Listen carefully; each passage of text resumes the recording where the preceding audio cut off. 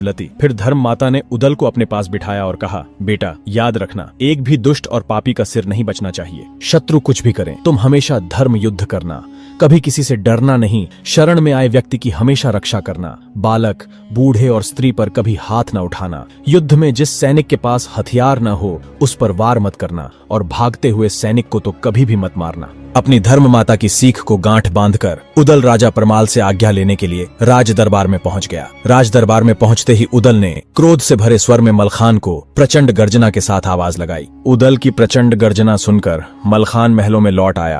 कहा जाता है कि मलखान युद्ध में जिस जगह पर अपना पांव जमा लेता था उस जगह से हिलाना बहुत मुश्किल था। राज दरबार में पहुंचते ही मलखान ने अपने छोटे भाई उदल की रक्त वर्णित आंखें देखीं। मलखान ने कहा, बस एक बार उसका नाम बता दे उदल, मैं उसके सिर को अपनी भुजदंडों से मसल कर रख दूंगा। मलखान ने अपनी मुट्ठियां भींच लीं। उदल ने एक क्षण रुककर गहरी सांस लेते हुए जवाब दिया, भैया ये आंसू मेरे अपने अपमान के नहीं हैं, बल्कि हमारे कुल के स्वाभिमान का प्रश्न है। उदल ने मलखान के शौर्य और पराक्रम को ललकारते हुए कहा, क्या आप वही दादा मलखान हो जो महज 16 वर्ष की आयु में गौ रक्षा हेतु एक आदमखोर शेर से भिड़ गए थे और उस शेर का मुंह अपनी भुजाओं से चीर डाला था? भैया आल्हा, क्या आपने ही मुझे पहली बार तलवार पकड़ना सिखाया था? क्या आप तलवार चलाना भूल गए हैं? हे महाराज, मैं आपसे एक प्रश्न करना चाहता हूँ। आपके सूरवीर सेनापति, जिन्हें आपने कभी अपना भाई कहकर संबोधित किया था, दक्षराज और वत्सराज की खोपड़ी आज भी मांडवगढ़ में बरगद की डाल पर टंगी हुई है। वो रायकरिंगा पिछले 16 वर्षों से महोबा की जवानी को ललकार रहा है और हम केवल कायरता ओढ़े हुए चुपचाप बैठे हैं महाराज। उदल ने राजसभा में गरजते हुए कहा, अगर मैंने मांडवगढ़ को खोद कर उसमें धान की फसल न बोई तो मेरा नाम भी उदल नहीं। उदल की वीरोचित बात सुनकर राजा परमाल ने बड़े आश्चर्य से कहा, उदल, अभी तुम्हारी उम्र छोटी है, तुम नहीं जानते मांडवगढ़ की दीवारें लोहे से बनी हैं, वहाँ तो देवता भी जाने से डरते हैं।